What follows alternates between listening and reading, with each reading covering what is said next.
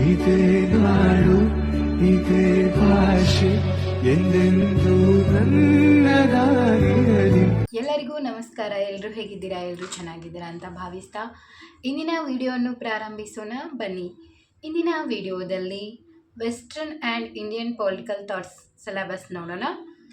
ಇದರಲ್ಲಿ ಮೊದಲನೇ chapter Greek ರಾಜಕೀಯ ಚಿಂತನೆ, ಎರಡನೇ ಚಾಪ್ಟರ್ ಮಧ್ಯಕಾಲೀನ ರಾಜಕೀಯ ಚಿಂತನೆ, ಮೂರನೇ ಚಾಪ್ಟರ್ ಮಧ್ಯಕಾಲೀನ ಮತ್ತು ಆಧುನಿಕ ರಾಜಕೀಯ ಚಿಂತನೆ, 4 ಪ್ರಾಚೀನ ಭಾರತೀಯ ರಾಜಕೀಯ ಚಿಂತನೆ, 5 ಆಧುನಿಕ ಭಾರತೀಯ ರಾಜಕೀಯ ಚಿಂತನೆ.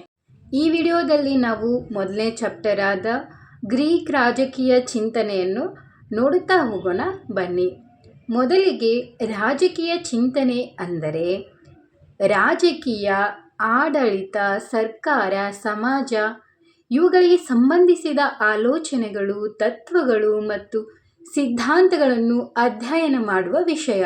ಅಂದರೆ ಸರಳವಾಗಿ ಹೇಳುವುದಾದರೆ ಸಮಾಜವನ್ನು ಹೇಗೆ ಆಡಳಿತ ಮಾಡಬೇಕು, ಅಧಿಕಾರ ಯಾರ ಕೈಯಲ್ಲಿ ಇರಬೇಕು, ನ್ಯಾಯ ಎಂದರೇನು, ಸ್ವತಂತ್ರ ಮತ್ತು ಹಕ್ಕುಗಳ ಅರ್ಥ ಏನು, ಇವೆಲ್ಲ ಪ್ರಶ್ನೆಗಳಿಗೂ ಉತ್ತರ ಹುಡುಕುವುದೇ ರಾಜಕೀಯ ಚಿಂತನೆ.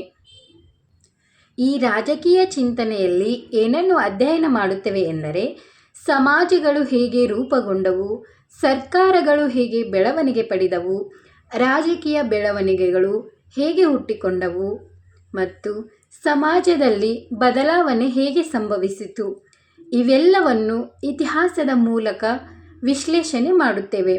ಇದು ಕೇವಲ ಹಳೆಯ ವಿಚಾರಗಳಲ್ಲ, ಇಂದಿನ ರಾಜಕೀಯ ಸಿದ್ಧಾಂತಗಳನ್ನು ಒಳಗೊಂಡಿದೆ.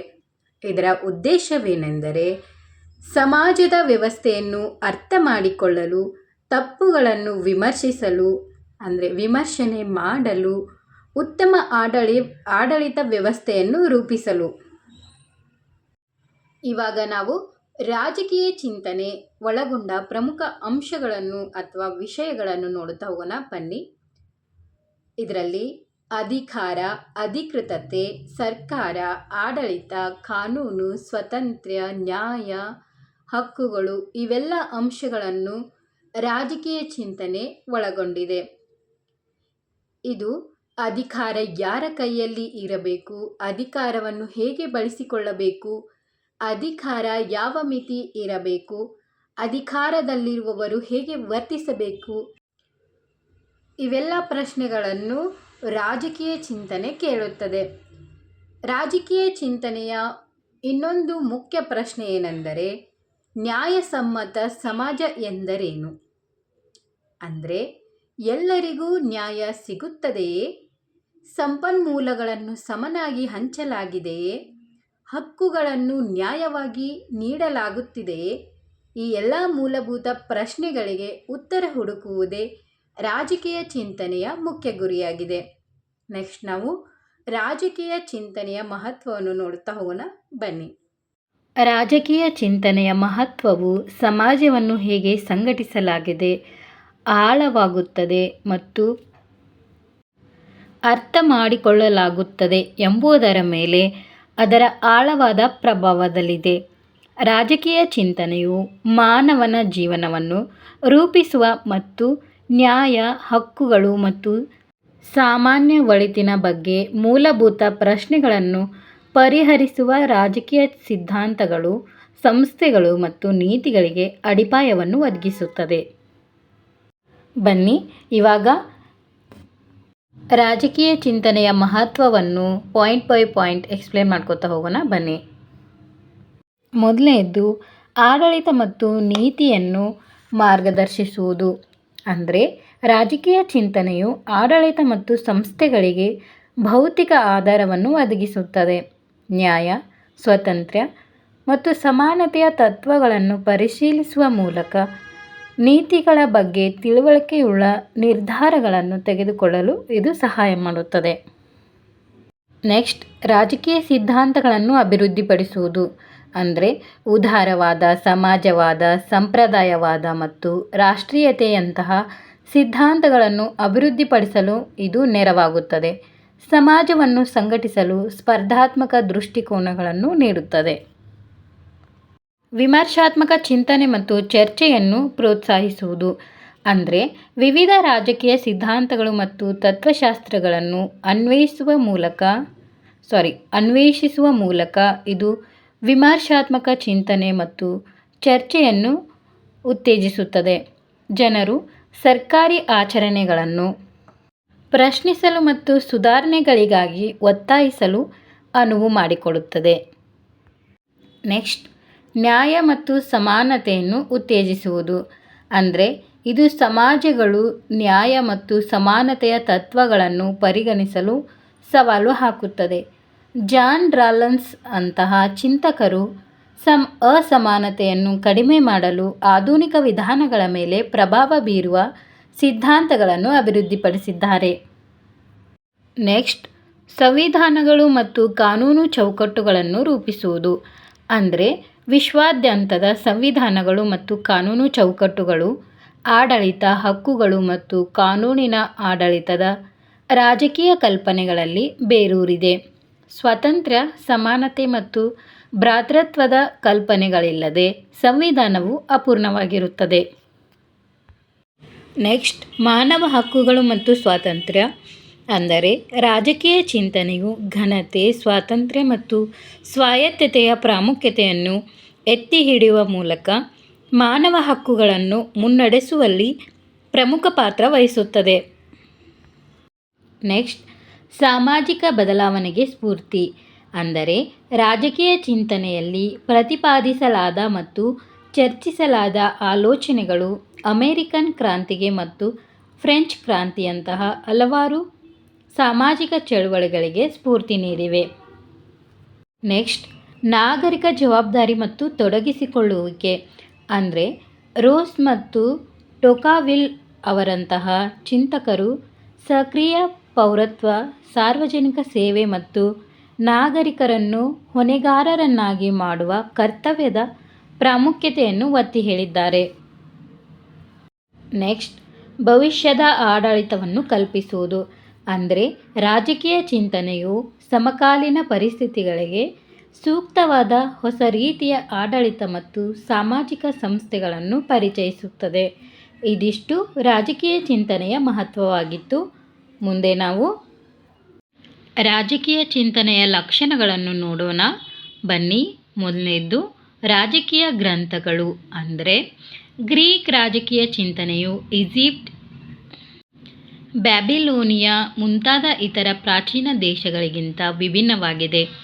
ಏಕೆಂದರೆ ಗ್ರೀಸ್ನಲ್ಲಿ ರಾಜಕೀಯ ಸಮಸ್ಯೆಗಳಿಗೆ ಸಂಬಂಧಿಸಿದ ಸ್ವತಂತ್ರ, ಶುದ್ಧ ರಾಜಕೀಯ ಗ್ರಂಥಗಳಿವೆ. ಇತರ ದೇಶಗಳಲ್ಲಿ ರಾಜಕೀಯ ವಿಚಾರಗಳು ಪುರಾಣ ಮತ್ತು ಧಾರ್ಮಿಕ ಸಾಹಿತ್ಯದೊಂದಿಗೆ ಬೆರೆತು ಹೋಗಿದ್ದವು. ಅಂದರೆ ಉದಾಹರಣೆಗೆ ಭಾರತ ದೇಶದಲ್ಲಿನ ರಾಮಾಯಣ, ಮಹಾಭಾರತ. ನೆಕ್ಸ್ಟ್, ರಾಜ್ಯದ ಮೇಲಿನ ಒತ್ತು. ಅಂದರೆ ಪ್ರಾಚೀನ ಗ್ರೀಕ್ ರಾಜಕೀಯ ಚಿಂತನೆಯು ಮುಖ್ಯವಾಗಿ ರಾಜ್ಯ ಸ್ವರೂಪ ಮತ್ತು ಮನುಷ್ಯನ ರಾಜಕೀಯ ಪ್ರಾಣಿ ಎಂಬ ಪರಿಕಲ್ಪನೆಯ ಬಗ್ಗೆ ಕಾಳಜಿ ವಹಿಸುತ್ತದೆ. ನೆಕ್ಸ್ಟ್, ಮನುಷ್ಯನ ಸಾಮಾಜಿಕ ಸ್ವಭಾವ. ಅಂದರೆ ಗ್ರೀಕ್ ಚಿಂತಕರು ಮನುಷ್ಯನ ಸಾಮಾಜಿಕ ಸ್ವಭಾವಕ್ಕೆ ಮೊದಲ ಬಾರಿಗೆ ಒತ್ತು ನೀಡಿದರು ಮತ್ತು ವ್ಯಕ್ತಿಯು ಪ್ರತ್ಯೇಕ ಮತ್ತು ಸ್ವತಂತ್ರ ಘಟಕವಲ್ಲ ಎಂದು ಪ್ರತಿಪಾದಿಸಿದರು. ಅವನು ಆರೋಗ್ಯಕರ ರಾಜ್ಯದಲ್ಲಿ ಮಾತ್ರ ಪರಿಪೂರ್ಣತೆಯನ್ನು ಮಾಡಬಹುದು. ಆದ್ದರಿಂದ ಅವರು ಜೀವನ ಮತ್ತು ಉತ್ತಮ ಜೀವನಕ್ಕಾಗಿ ರಾಜ್ಯವು ಅಗತ್ಯವೆಂದು ಪರಿಗಣಿಸಿದರು. ನೆಕ್ಸ್ಟ್, ನಗರ ರಾಜ್ಯ. ಅಂದರೆ ಗ್ರೀಕ್ ರಾಜಕೀಯ ಚಿಂತನೆಯು ನಗರ ರಾಜ್ಯಗಳ ಮೇಲೆ ಕೇಂದ್ರೀಕೃತವಾಗಿತ್ತು. ಅಲ್ಲಿ ಮನುಷ್ಯರ ಸಮುದಾಯವು ಸಾಮಾನ್ಯ ಜೀವನ ಮತ್ತು ಉದ್ದೇಶವನ್ನು ಹಂಚಿಕೊಂಡಿತು. ಇದು ನಾಗರಿಕರು ನಿರಂತರವಾಗಿ ಭಾಗವಹಿಸುವ ಸಂಪೂರ್ಣ ಸಾಮಾಜಿಕ ಸಂಸ್ಥೆಯಾಗಿತ್ತು. ಅವರು ರಾಜ್ಯ ಮತ್ತು ಸಮಾಜದ ನಡುವಿನ ವ್ಯತ್ಯಾಸ ಮಾಡಲಿಲ್ಲ. ಶಿಕ್ಷಣದ ಪ್ರಾಮುಖ್ಯತೆ. ಗ್ರೀಕ್ ಚಿಂತಕರು ಶಿಕ್ಷಣಕ್ಕೆ ಹೆಚ್ಚಿನ ಪ್ರಾಮುಖ್ಯತೆಯನ್ನು ನೀಡಿದರು ಮತ್ತು ಸಂವಿಧಾನದ ಮನೋಭಾವಕ್ಕೆ ಅನುಗುಣವಾಗಿ ಜನರನ್ನು ತರುವಲ್ಲಿ ಅದರ ಪ್ರಾಮುಖ್ಯತೆಯನ್ನು ಒತ್ತಿ ಹೇಳಿದರು. ಅವರ ನಮ್ರತೆ, ಆತ್ಮ ಸಂಯಮವನ್ನು ಉತ್ತೇಜಿಸಲು ಸಹಾಯ ಮಾಡುವ ಪ್ರಾಯೋಗಿಕ ಶಿಕ್ಷಣ ವ್ಯವಸ್ಥೆಯನ್ನು ಒತ್ತಿ ಹೇಳಿದರು. ನೆಕ್ಸ್ಟ್ ತರ್ಕಬದ್ಧತೆ ಅಂದರೆ ಗ್ರೀಕರು ತರ್ಕದಲ್ಲಿ ನಂಬಿಕೆ ಇಟ್ಟಿದ್ದರು ಮತ್ತು ತರ್ಕಿಸುವ ಸ್ವಾತಂತ್ರ್ಯವಿರುವವರಿಗೆ ಮಾತ್ರ ಮನುಷ್ಯ ಸ್ವತಂತ್ರವಾಗಿರುತ್ತಾನೆ ಎಂದು ನಂಬಿದ್ದರು. ತರ್ಕವು ವ್ಯಕ್ತಿಯನ್ನು ವೈಯಕ್ತಿಕ ಹಿತಾಸಕ್ತಿಗಳನ್ನು ತ್ಯಜಿಸಲು ಮತ್ತು ವಿಶಾಲ ದೃಷ್ಟಿಕೋನಗಳನ್ನು ಅಳವಡಿಸಿಕೊಳ್ಳಲು ಶಕ್ತಗೊಳಿಸುತ್ತದೆ. ನೆಕ್ಸ್ಟ್ ಕಾನೂನಿನ ಪರಿಕಲ್ಪನೆ ಅಂದರೆ ಗ್ರೀಕರ ಕಾನೂನಿನ ಪರಿಕಲ್ಪನೆಯು ತರ್ಕದಲ್ಲಿ ಅವರ ನಂಬಿಕೆಯೊಂದಿಗೆ ನಿಕಟವಾಗಿ ಸಂಬಂಧಿಸಿದೆ. ಕಾನೂನನ್ನು ರಾಜ್ಯದ ಜೀವಂತ ಉಸಿರು ಎಂದು ಪರಿಗಣಿಸಲಾಗಿತ್ತು ಮತ್ತು ಅದು ತರ್ಕಬದ್ಧತೆಯ ಪರಮಾವಧಿಯನ್ನು ಪ್ರತಿನಿಧಿಸುತ್ತದೆ ಎಂದು ನಂಬಿದ್ದರು. ಕಾನೂನು ಮತ್ತು ನ್ಯಾಯವನ್ನು ಒಂದೇ ನಾಣ್ಯದ ಎರಡು ಮುಖಗಳು ಎಂದು ಗ್ರೀಕರು ಪರಿಗಣಿಸಿದ್ದರು. ನೆಕ್ಸ್ಟ್ ನ್ಯಾಯದ ಬಗೆಗಿನ ದೃಷ್ಟಿಕೋನಗಳು ಅಂದರೆ ಪ್ರಾಚೀನ ಗ್ರೀಕ್ ರಾಜಕೀಯ ಚಿಂತನೆಯಲ್ಲಿ ನ್ಯಾಯವು ಪ್ರಮುಖ ಸ್ಥಾನವನ್ನು ಪಡೆದುಕೊಂಡಿದೆ. ನಾಗರಿಕನಿಗೆ ತನ್ನ ಕರ್ತವ್ಯಗಳನ್ನು ನಿರ್ವಹಿಸಲು ಅನುವು ಮಾಡಿಕೊಡುವ ಪ್ರಮುಖ ಸದ್ಗುಣವೆಂದು ನ್ಯಾಯವನ್ನು ಪರಿಗಣಿಸಲಾಗಿತ್ತು. ಪ್ಲೇಟೋ ಪ್ರಕಾರ ನ್ಯಾಯವು ಆತ್ಮದ ಸದ್ಗುಣವಾಗಿದೆ ಮತ್ತು ಅನ್ಯಾಯವು ಅದರ ದುರ್ಗುಣವಾಗಿದೆ ಎಂದು ಹೇಳಿದ್ದಾರೆ. ನೆಕ್ಸ್ಟ್ ಪೌರತ್ವದ ನಿರ್ಬಂಧನೆಗಳು ಅಂದರೆ ಗುಲಾಮರು ಮತ್ತು ಕಾರ್ಮಿಕ ವರ್ಗದವರಿಗೆ ಪೌರತ್ವ ಹಕ್ಕುಗಳನ್ನು ನಿರಾಕರಿಸಲಾಗಿತ್ತು.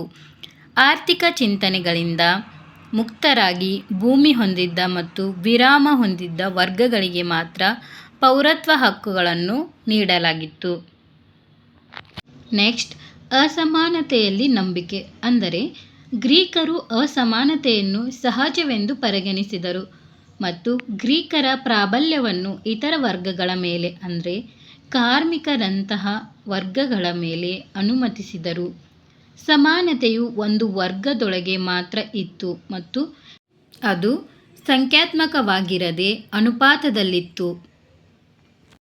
ನೆಕ್ಸ್ಟ್ ವೈಯಕ್ತಿಕವಾದಿ ಅಂಶ ಅಂದರೆ ಗ್ರೀಕ್ ಚಿಂತಕರು ವ್ಯಕ್ತಿಗೆ ಪ್ರಮುಖ ಸ್ಥಾನ ನೀಡಿದರು. ಆಲೋಚನೆಗಳನ್ನು ವ್ಯಕ್ತಪಡಿಸುವ ಮತ್ತು ಆತ್ಮಸಾಕ್ಷಿಯಂತೆ ವರ್ತಿಸುವ ಹಕ್ಕನ್ನು ಪ್ರತಿಪಾದಿಸಿದರು. ಪ್ಲೇಟೋ ಮತ್ತು ಎಪಿಕೂರಸ್ ಅವರ ಚಿಂತನೆಗಳಲ್ಲಿ ವೈಯಕ್ತಿಕವಾದವು ಪ್ರತಿಫಲಿಸಿದೆ. ಚರ್ಚ್ಗಳಿಗೆ ಪ್ರಾಮುಖ್ಯತೆ ಅಂದರೆ ಪ್ರಾಚೀನ ಗ್ರೀಕ್ ಚಿಂತನೆಯು ಒಂದು ಗಮನಾರ್ಹ ಲಕ್ಷಣವೆಂದರೆ ಚರ್ಚ್ಗೆ ನೀಡಲಾದ ಮಹತ್ವ. ಅವರು ತಮ್ಮ ವಿಚಾರಗಳನ್ನು ಮಂಡಿಸಲು ಚರ್ಚಾ ವಿಧಾನವನ್ನು ಅಳವಡಿಸಿಕೊಂಡರು ಮತ್ತು ಸರಿಯಾದ ತರ್ಕ ಹಾಗೂ ಚರ್ಚೆಯಿಂದ ಮಾತ್ರ ಸತ್ಯವನ್ನು ಕಂಡುಹಿಡಿಯಬಹುದು ಎಂದು ನಂಬಿದ್ದರು. ಇದಿಷ್ಟು ರಾಜಕೀಯ ಚಿಂತನೆಯ ಲಕ್ಷಣಗಳು. ನೆಕ್ಸ್ಟ್ ನಾವು ಸಾಕ್ರೆಟಿಸ್ನ ಬಗ್ಗೆ ತಿಳಿದುಕೊಳ್ಳೋಣ ಬನ್ನಿ. ಸಾಕ್ರೆಟಿಸ್ ರಾಜಕೀಯ ವಿಜ್ಞಾನದ ಇತಿಹಾಸದಲ್ಲಿ ಮೊದಲ ರಾಜಕೀಯ ತತ್ವಜ್ಞಾನಿಗಳಲ್ಲಿ ಒಬ್ಬರೆಂದು ಪರಿಗಣಿಸಲ್ಪಟ್ಟಿದ್ದಾರೆ. ಅವರ ಯಾವುದೇ ಕೃತಿಗಳ ದಾಖಲೆಗಳು ಲಭ್ಯವಿಲ್ಲದಿದ್ದರೂ ಅವರ ಶಿಷ್ಯರಾದ ಅರಿಸ್ಟೋಫೆನೆಸ್, ಕ್ಸೆನೋಫೋನ್ ಮತ್ತು ಪ್ಲೇಟೋ ಅವರ ಮೂಲಕ ಅವರು ಮಹಾನ್ ತತ್ವಜ್ಞಾನಿಯಾಗಿ ಗುರುತಿಸಿಕೊಂಡಿದ್ದಾರೆ. ಅವರ ರಾಜಕೀಯ ತತ್ವಶಾಸ್ತ್ರವನ್ನು ಸಂಭಾಷಣೆಗಳ ರೂಪದಲ್ಲಿ ಮುಂದಿಡಲಾಗಿದೆ. ಸಾಕ್ರೆಟಿಸ್ ಮತ್ತು ಅವರ ಕೊಡುಗೆಗಳನ್ನು ನೋಡೋಣ. ಸಾಕ್ರೆಟಿಸ್ ಅವರು ಸಾಕ್ರೆಟಿಕ್ ಮೆಥಡ್ ಅಂದರೆ ಪ್ರಶ್ನೆ ಕೇಳುವ ವಿಧಾನ ಮತ್ತು ಸಾಕ್ರೆಟಿಕ್ ಐರನ್ ಅಂದರೆ ವ್ಯಂಗ್ಯ ಮತ್ತು ಪ್ರಜಾಪ್ರಭುತ್ವದ ದೃಷ್ಟಿಕೋನಗಳಿಗೆ ಹೆಸರುವಾಸಿಯಾಗಿದ್ದಾರೆ. ಪ್ಲೇಟೋ, ಕ್ಸೆನೋಫೋನ್ ಮತ್ತು ಅರಿಸ್ಟೋಫೆನಸ್ ಅವರು ಅವರ ಶಿಷ್ಯರಾಗಿದ್ದರು. ಸಾಕ್ರೆಟಿಸ್ ಮರಣದ ನಂತರ ಗ್ರೀಕರಿಗೆ ಪ್ರಜಾಪ್ರಭುತ್ವದ ಕಲ್ಪನೆಗಳನ್ನು ಪ್ರಸ್ತಾಪಿಸಿದ್ದಕ್ಕಾಗಿ ಅಥೆನ್ಸ್ನ ಆಡಳಿತ ವರ್ಗವು ಅವರನ್ನು ದೂಷಿಸಿತು. ರಾಜನನ್ನು ದೇವರು ಎಂದು ನಂಬಿದ್ದ ಜನರಿಗೆ ತಪ್ಪು ಮಾಹಿತಿ ನೀಡುತ್ತಿದ್ದಾರೆ ಎಂದು ಆಡಳಿತಗಾರರು ಭಾವಿಸಿದರು. ಸಾಕ್ರೆಟಿಸ್ ತಮ್ಮ ಮರಣದಂಡನೆಯನ್ನು ಒಪ್ಪಿಕೊಂಡರು. 399 BCಯಲ್ಲಿ ಹೆಮ್ಲಾಕ್ ವಿಷ ಸೇವಿಸಿ ಶಾಂತಿಯಿಂದ ಮರಣ ಹೊಂದಿದರು. ಇವಾಗ ನಾವು ಕಾನೂನು ಮತ್ತು ರಾಜ್ಯದ ಬಗೆಗಿನ ಆಲೋಚನೆಗಳನ್ನು ನೋಡೋಣ. ಸಾಕ್ರೆಟಿಸ್ನ ರಾಜಕೀಯ ಆಲೋಚನೆಗಳು ಲಿಖಿತ ರೂಪದಲ್ಲಿ ಲಭ್ಯವಿಲ್ಲ, ಬದಲಿಗೆ ಅವರ ಶಿಷ್ಯರೊಂದಿಗಿನ ಸಂವಾದಗಳ ಮೂಲಕ ತಿಳಿಯಬರುತ್ತದೆ. ಕಾನೂನುಗಳು ನೈತಿಕ ಸತ್ಯಗಳನ್ನು ಪ್ರತಿಬಿಂಬಿಸಬೇಕು ಮತ್ತು ನಿಜವಾದ ನ್ಯಾಯವು ಕೇವಲ ಕಾನೂನುಗಳನ್ನು ಗೌರವಿಸುವುದಕ್ಕಿಂತ ಹೆಚ್ಚಾಗಿ ನೈತಿಕ ತತ್ವಗಳಲ್ಲಿ ಬೇರೂರಿದೆ ಎಂದು ಅವರು ನಂಬಿದ್ದರು. ಕಾನೂನಿನ ಸಿಂಧುತ್ವವು ನೈತಿಕ ಸತ್ಯದೊಂದಿಗೆ ಹೊಂದಿಕೆಯಾಗುವುದರ ಮೇಲೆ ಅವಲಂಬಿತವಾಗಿದೆ ಎಂದು ಅವರ ಪ್ರಮುಖ ಆಲೋಚನೆವಾಗಿತ್ತು. ಇವಾಗ ನಾವು ಸಾಕ್ರೆಟಿಸ್ನ ಲಾ ಆ್ಯಂಡ್ ಸ್ಟೇಟ್ ಅಂದರೆ ರಾಜ್ಯ ಮತ್ತು ಕಾನೂನುಗಳ ಬಗ್ಗೆ ತಿಳಿದುಕೊಳ್ಳೋಣ ಬನ್ನಿ. ಮೊದಲನೆಯದ್ದು ನ್ಯಾಯ ಮತ್ತು ನೈತಿಕತೆ. ಕಾನೂನುಗಳು ನೈತಿಕ ಸತ್ಯಗಳನ್ನು ಪ್ರತಿಬಿಂಬಿಸಬೇಕು ಎಂದು ಸಾಕ್ರೆಟಿಸ್ ನಂಬಿದ್ದರು. ಕೇವಲ ಕಾನೂನುಗಳಿಗೆ ಗೌರವ ನೀಡುವುದಕ್ಕಿಂತ ನಿಜವಾದ ನ್ಯಾಯವು ನೈತಿಕ ತತ್ವಗಳಲ್ಲಿ ಬೇರೂರಿದೆ ಎಂದು ಸಾಕ್ರೆಟಿಸ್ ಒತ್ತಿ ಹೇಳುತ್ತಾರೆ. ಸಾಕ್ರೆಟಿಸ್ ಅವರ ಪ್ರಕಾರ ಕಾನೂನಿನ ಸಿಂಧುತ್ವವು ನೈತಿಕ ಸತ್ಯದೊಂದಿಗಿನ ಅದರ ಹೊಂದಾಣಿಕೆಯನ್ನು ಅವಲಂಬಿಸಿರುತ್ತದೆ. ನೆಕ್ಸ್ಟ್ ಒನ್, ಸಾಮಾಜಿಕ ಒಪ್ಪಂದ. ಸಾಕ್ರೆಟಿಸ್ನ ಕ್ರೀಟೋ ಸಂಭಾಷಣೆಯಲ್ಲಿ ಒಬ್ಬ ವ್ಯಕ್ತಿಯು ಸಮಾಜದಲ್ಲಿ ವಾಸಿಸುವುದರಿಂದ ಅದರ ಕಾನೂನುಗಳನ್ನು ಪಾಲಿಸಲು ಒಪ್ಪಿಕೊಂಡಿರುತ್ತಾನೆ ಎಂದು ಪ್ರತಿಪಾದಿಸಲಾಗಿದೆ. ಈ ಒಪ್ಪಂದವು ರಾಜ್ಯಕ್ಕೆ ನಾಗರಿಕರ ಮೇಲೆ ಅಧಿಕಾರ ನೀಡುತ್ತದೆ ಮತ್ತು ಅನ್ಯಾಯವೆಂದು ತೋರಿದರೂ ಸಹ ಕಾನೂನುಗಳನ್ನು ಪಾಲಿಸಬೇಕು. ನೆಕ್ಸ್ಟ್, ಕಾನೂನಿನ ಆಡಳಿತ ಅಂದರೆ ಸಮಾಜದಲ್ಲಿ ಸುವ್ಯವಸ್ಥೆ ಕಾಪಾಡಿಕೊಳ್ಳಲು ಕಾನೂನುಗಳನ್ನು ಅಗತ್ಯ ಎಂದು ಸಾಕ್ರೆಟಿಸ್ ನಂಬಿದ್ದರು. ಆದಾಗ್ಯೂ ಕಾನೂನುಗಳು ನ್ಯಾಯಯುತವಾಗಿರಬೇಕು ಮತ್ತು ಸಾಮಾನ್ಯ ಒಳಿತಿಗಾಗಿ ಸೇವೆ ಸಲ್ಲಿಸಬೇಕು ಎಂಬುದು ಅವರ ಸ್ಪಷ್ಟ ಅಭಿಪ್ರಾಯವಾಗಿತ್ತು. ನೆಕ್ಸ್ಟ್ ಒನ್, ಶಿಕ್ಷಣದ ಪಾತ್ರ ಅಂದರೆ ನ್ಯಾಯಯುತ ರಾಜ್ಯವನ್ನು ರೂಪಿಸುವಲ್ಲಿ ಶಿಕ್ಷಣದ ಪ್ರಾಮುಖ್ಯತೆಯನ್ನು ಸಾಕ್ರೆಟಿಸ್ ಒತ್ತಿ ಹೇಳುತ್ತಾರೆ.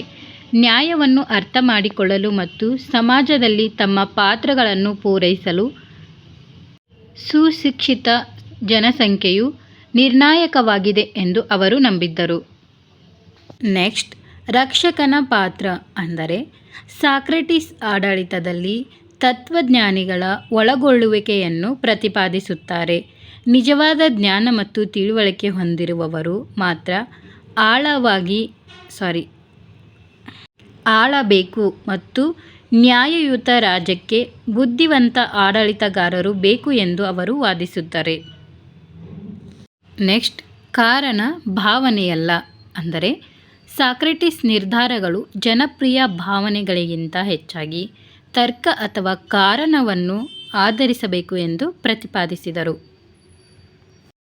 ನೆಕ್ಸ್ಟ್, ಆತ್ಮದ ಪ್ರಾಮುಖ್ಯತೆ ಅಂದರೆ ಅವರು ಆತ್ಮಕ್ಕೆ ಅಂದರೆ ಸೋಲ್ ಭೌತಿಕ ಅಥವಾ ರಾಜಕೀಯ ವಿಷಯಗಳಿಗಿಂತ ಹೆಚ್ಚಿನ ಆದ್ಯತೆ ನೀಡಿದರು. ನ್ಯಾಯಯುತ ಸಮಾಜವು ನಾಗರಿಕ ನೈತಿಕ ಮತ್ತು ಭೌತಿಕ ಬೆಳವಣಿಗೆಯನ್ನು ಪೋಷಿಸಬೇಕು ಎಂದು ನಂಬಿದ್ದರು. ಲಾಸ್ಟ್ ಒನ್, ವ್ಯಕ್ತಿ ವರ್ಸಸ್ ರಾಜ್ಯ ಅಂದರೆ ಸಾಕ್ರೆಟಿಸ್ ಕಾನೂನಿಗಿಂತ ವೈಯಕ್ತಿಕ ಆತ್ಮಸಾಕ್ಷಿಗೆ ಹೆಚ್ಚಿನ ಪ್ರಾಮುಖ್ಯತೆ ನೀಡಿದರು.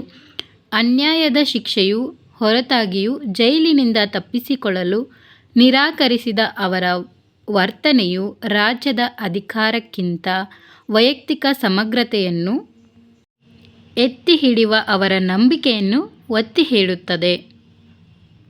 ಇದಿಷ್ಟು ಸಾಕ್ರೆಟಿಸ್ನ ಲಾ ಆ್ಯಂಡ್ ಸ್ಟೇಟ್ ಬಗ್ಗೆ. ನೆಕ್ಸ್ಟ್ ನಾವು ರಾಜಕೀಯ ತತ್ವಶಾಸ್ತ್ರ ಮತ್ತು ಸಾಕ್ರೆಟಿಸ್ ವಿಧಾನದ ಬಗ್ಗೆ ಸಂಕ್ಷಿಪ್ತವಾಗಿ ನೋಡೋಣ ಬನ್ನಿ. ಸಾಕ್ರೆಟಿಕ್ ವಿಧಾನ ಎಂದರೆ ಏಲೆಂಚ್ ವಿಧಾನ ಎಂದು ಕರೆಯುತ್ತಾರೆ. ಪಾಶ್ಚಿಮಾತ್ಯ ಚಿಂತನೆಗೆ ಪ್ಲೇಟೋ ನೀಡಿದ ಪ್ರಮುಖ ಕೊಡುಗೆಗಳಲ್ಲಿ ಇದು ಒಂದಾಗಿದೆ. ಇದರ ಉದ್ದೇಶವೇನೆಂದರೆ ಇದು ಸಮಸ್ಯೆಗಳನ್ನು ಸಣ್ಣ ಸಣ್ಣ ಪ್ರಶ್ನೆಗಳಾಗಿ ವಿಂಗಡಿಸಿ ಉತ್ತರಗಳನ್ನು ಕ್ರಮೇಣವಾಗಿ ಕಂಡುಕೊಳ್ಳಲು ಸಹಾಯ ಮಾಡುತ್ತದೆ. ಈ ವಿಧಾನದ ಪ್ರಭಾವವನ್ನು ಇಂದು ವೈಜ್ಞಾನಿಕ ವಿಧಾನಗಳಲ್ಲಿ ಬಲವಾಗಿ ಅನುಭವಿಸಲಾಗುತ್ತಿದೆ, ಅಲ್ಲಿ ಊಹೆ ಮೊದಲ ಹಂತವಾಗಿದೆ. ಮತ್ತು ಇದರ ಕಾರ್ಯನಿರ್ವಹಣೆ ಏನೆಂದರೆ ಸಾಕ್ರೆಟಿಕ್ ವಿಧಾನದ ಅಡಿಯಲ್ಲಿ ಒಬ್ಬ ವ್ಯಕ್ತಿ ಅಥವಾ ಗುಂಪಿನ ಆಧಾರವಾಗಿರುವ ನಂಬಿಕೆಗಳು ಮತ್ತು ಅವರ ಜ್ಞಾನದ ಮಟ್ಟವನ್ನು ನಿರ್ಧರಿಸಲು ಪ್ರಶ್ನೆಗಳ ಸರಣಿಯನ್ನು ಕೇಳಲಾಗುತ್ತದೆ. ಇದಿಷ್ಟು ರಾಜಕೀಯ ತತ್ವಶಾಸ್ತ್ರದ ಮತ್ತು ಸಾಕ್ರೆಟಿಸ್ ವಿಧಾನ. ನೆಕ್ಸ್ಟ್ ನಾವು ನಾಲೆಡ್ಜ್ ಬಗ್ಗೆ ನೋಡುತ್ತಾ ಹೋಗೋಣ. ಇದರಲ್ಲಿ ಸಾಕ್ರೆಟಿಸ್ನ ಪ್ರಸಿದ್ಧ ಹೇಳಿಕೆ ಮತ್ತು ಅವನ ತತ್ವಶಾಸ್ತ್ರದ ಬಗ್ಗೆ ನೋಡುತ್ತಾ ಹೋಗೋಣ.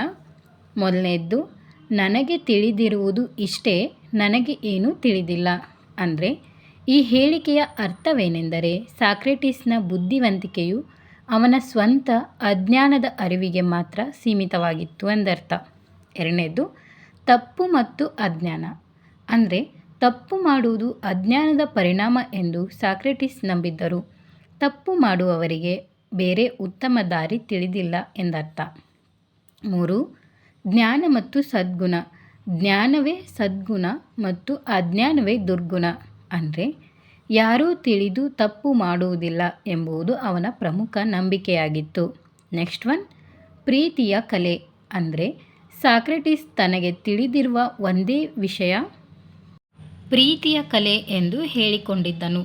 ಇದನ್ನು ಅವನು ಬುದ್ಧಿವಂತಿಕೆಯ ಪ್ರೀತಿ ಅಂದರೆ ತತ್ವಶಾಸ್ತ್ರದೊಂದಿಗೆ ಜೋಡಿಸಿದ್ದನು.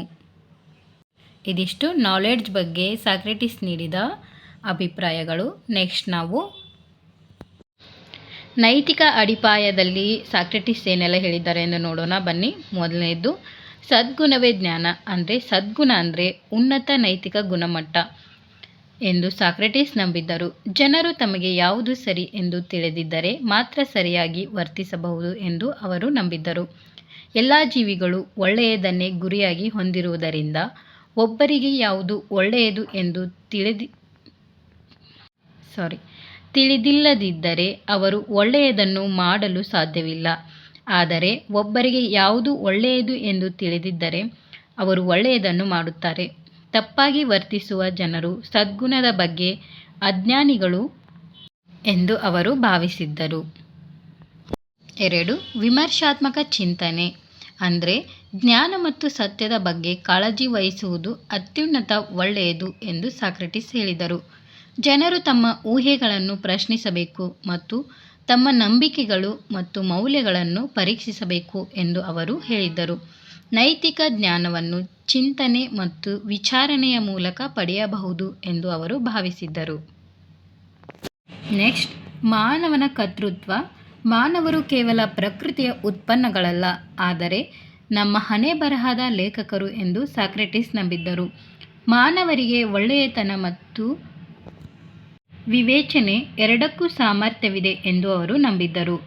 ಆದ್ದರಿಂದ ಸದ್ಗುಣವು ಅದರ ಪ್ರತಿಫಲವಾಗಿದೆ ಮತ್ತು ಒಳ್ಳೆಯ ಕಾರ್ಯವನ್ನು ಮಾಡುವುದು ಸ್ವಂತ ಪ್ರತಿಫಲವಾಗಿದೆ. ಸದ್ಗುಣವನ್ನು ಆಚರಿಸುವುದು ಅದು ಸರಿ ಎಂಬ ಕಾರಣಕ್ಕಾಗಿ ಏನನ್ನಾದರೂ ಮಾಡುವುದಲ್ಲ, ಆದರೆ ಅದರ ಸ್ವಂತ ಸಲುವಾಗಿ. ನೆಕ್ಸ್ಟ್, ಕೆಡುಕನ್ನು ಸಹಿಸಿಕೊಳ್ಳುವುದು. ಅಂದರೆ ಒಬ್ಬನು ಏನು ಮಾಡಬೇಕು ಎಂಬ ತನ್ನ ಪ್ರಮುಖ ಪ್ರಶ್ನೆಯು ಆಯ್ಕೆಯನ್ನು ಮಾಡಬೇಕಾದ ಪ್ರತಿಯೊಂದು ಸನ್ನಿವೇಶಕ್ಕೂ ಅನ್ವಯಿಸುತ್ತದೆ ಎಂದು ಸಾಕ್ರೆಟಿಸ್ ನಂಬಿದ್ದರು. ಕೆಡುಕನ್ನು ಮಾಡುವುದಕ್ಕಿಂತ ಕೆಡುಕನ್ನು ಸಹಿಸಿಕೊಳ್ಳುವುದು ಉತ್ತಮ ಎಂದು ಅವರು ಹೇಳಿದ್ದಾರೆ. ಏಕೆಂದರೆ ಇತರರು ನಮಗೆ ಹಾನಿ ಮಾಡಿದರೆ ಅವರು ತಮ್ಮ ಆತ್ಮಕ್ಕೆ ಹಾನಿ ಮಾಡಿಕೊಳ್ಳುತ್ತಾರೆ. ದೇಹವು ತಾತ್ಕಾಲಿಕ ನಾಶವಾಗುವಂತಹದ್ದು ಮತ್ತು ಅಸ್ಥಿರವಾದದ್ದು, ಆದರೆ ಆತ್ಮವು ಶಾಶ್ವತ, ಸ್ಥಿರ ಮತ್ತು ಅವಿನಾಶವಾಗಿದೆ. ಲಾಸ್ಟ್ ಒನ್, ಸರಿ ಮತ್ತು ತಪ್ಪು. ಒಬ್ಬ ವ್ಯಕ್ತಿಯು ಯಾವುದು ಸರಿ ಎಂದು ಮೊದಲು ತಿಳಿದಿಲ್ಲದಿದ್ದರೆ ಸರಿಯಾಗಿ ವರ್ತಿಸಲು ಸಾಧ್ಯವಿಲ್ಲ ಎಂದು ಸಾಕ್ರೆಟಿಸ್ ನಂಬಿದರು. ನೈತಿಕ ಕ್ರಿಯೆಯು ಜ್ಞಾನದ ಮೇಲೆ ಆಧಾರಿತವಾಗಿದೆ ಮತ್ತು ಆದ್ದರಿಂದಲೇ ಹುಟ್ಟಬೇಕು. ಒಬ್ಬ ವ್ಯಕ್ತಿಗೆ ಜ್ಞಾನವಿಲ್ಲದಿದ್ದರೆ ಅವನು ತಪ್ಪು ಮಾಡಲು ಸಾಧ್ಯವಿಲ್ಲ ಎಂದು ಸಾಕ್ರೆಟಿಸ್ ಭಾವಿಸುತ್ತಾರೆ. ಎಲ್ಲ ತಪ್ಪು ಕೆಲಸಗಳು ಅಜ್ಞಾನದಿಂದ ಉಂಟಾಗುತ್ತವೆ. ಇದಿಷ್ಟು ನೈತಿಕ ಅಡಿಪಾಯಗಳ ಬಗ್ಗೆ ಸಾಕ್ರೆಟಿಸ್ ಹೇಳಿಕೆಗಳು. ನೆಕ್ಸ್ಟ್ ನಾವು ಬುದ್ಧಿವಂತಿಕೆ ಮತ್ತು ಸದ್ಗುಣಗಳ ಬಗ್ಗೆ ಸಾಕ್ರೆಟಿಸ್ನ ಹೇಳಿಕೆಗಳನ್ನು ನೋಡೋಣ ಬನ್ನಿ. ಮೊದಲನೆಯದು, ಸದ್ಗುಣ ಮತ್ತು ಸ್ವ ಅಭಿವೃದ್ಧಿ. ಅಂದರೆ ಸಾಕ್ರೆಟಿಸ್ ಭೌತಿಕ ಸಂಪತ್ತಿಗಿಂತ ಸ್ವ ಅಭಿವೃದ್ಧಿ, ಸ್ನೇಹ ಮತ್ತು ಸಮುದಾಯದ ಪ್ರಜ್ಞೆಯ ಮೇಲೆ ಕೇಂದ್ರೀಕರಿಸುವುದೇ ಉತ್ತಮ ಜೀವನ ವಿಧಾನ ಎಂದು ನಂಬಿದ್ದರು. 2. ಸತ್ಯದ ಅನ್ವೇಷಣೆ ಅಂದರೆ ಸದ್ಗುಣವು ಅತ್ಯಂತ ಅಮೂಲ್ಯವಾದ ಆಸ್ತಿಯಾಗಿದೆ ಮತ್ತು ಆದರ್ಶ ಜೀವನವು ಒಳ್ಳೆಯದನ್ನು ಹುಡುಕುವುದರಲ್ಲಿ ಕಳೆಯಬೇಕು ಎಂದು ಅವರು ಒತ್ತಿ ಹೇಳಿದ್ದರು. ಸತ್ಯವು ಅಸ್ತಿತ್ವದ ನೆರಳುಗಳ ಕೆಳಗೆ ಅಡಗಿದೆ ಎಂಬುದು ಅವರ ಅಭಿಪ್ರಾಯವಾಗಿತ್ತು. ನಂತರ ಸಾಕ್ರೆಟಿಸ್ ತಮ್ಮ ಸಮುದಾಯದ ಇಚ್ಛೆಗೆ ವಿರುದ್ಧವಾಗಿ ಹೋಗಲು ಇಷ್ಟಪಡದೆ ಮರಣದಂಡನೆಯನ್ನು ಸ್ವೀಕರಿಸಿದರು. ಹೆಮ್ಲಾಕ್ ಸೇವಿಸಿ ಸತ್ತರು. ಅವರು ತಮ್ಮ ನಂಬಿಕೆಗಳಿಗೆ ಬದ್ಧರಾಗಿದ್ದರು. ಇದರ ಪ್ರಭಾವವು ಅವರ ಜ್ಞಾನವು ದ್ವಿತೀಯ ಮೂಲೆಗಳಿಂದ ತಿಳಿದು ಬಂದಿದ್ದರೂ ಅವರು ಅನೇಕ ತತ್ವಜ್ಞಾನಿಗಳಿಗೆ, ವಿಶೇಷವಾಗಿ ಪ್ಲೇಟೋ, ಸ್ಕೆನೋಫೋನ್ ಮತ್ತು ಅರಿಸ್ಟೋಫೆನ್ಸ್ಗೆ ಸ್ಫೂರ್ತಿ ನೀಡಿದರು.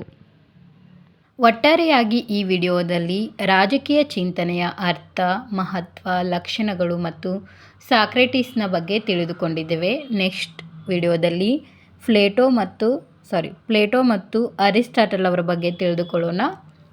ವಿಡಿಯೋ ಇಷ್ಟ ಆದರೆ ಲೈಕ್ ಮಾಡಿ, ಶೇರ್ ಮಾಡಿ, ಕಮೆಂಟ್ ಮಾಡಿ ಹಾಗೂ ಕಂಟೆಂಟ್ ಇಷ್ಟ ಆದರೆ ಮಾತ್ರ ಸಬ್ಸ್ಕ್ರೈಬ್ ಮಾಡಿ. ಧನ್ಯವಾದಗಳು.